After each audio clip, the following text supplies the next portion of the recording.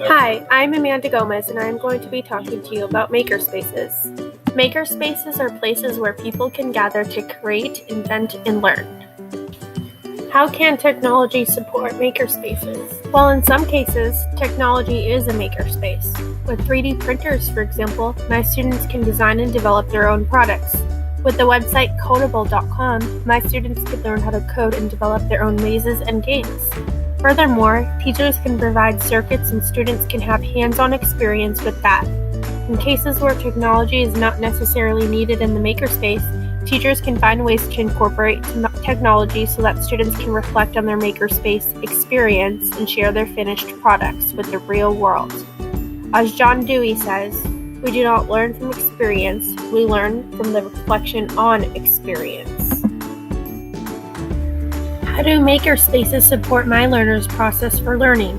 Makerspaces are of benefit to my students because it allows them to be responsible and hands-on for their own self-directed learning. They're able to have an open mind and really think about what they would like to create and how they would like to create it. It allows them to get creative and explore new ideas, and it gives my students experience and understanding that if you fail, that you should try again.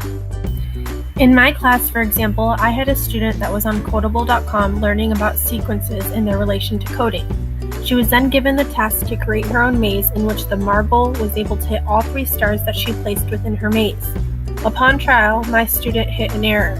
She discovered that the stars had to be in the direct path and that the object in motion, the marble, will not stop unless acted upon by the external force, or the maze wall. After failing a few times, my student was finally able to create a maze in which the marble hit all 3 stars.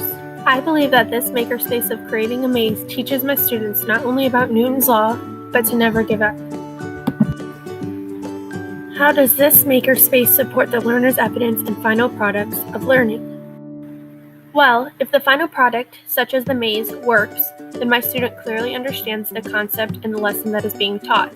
If my students never give up and continue to work in their makerspace, they are showing signs of resilience and are coming to understand that failure is a part of success. Here is an example certificate that my students receive upon completion of being able to learn about sequences in Newton's law, all while building their own maze.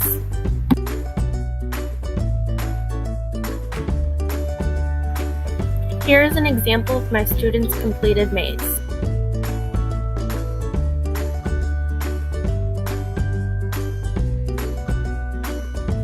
And here are my resources. Thanks for watching.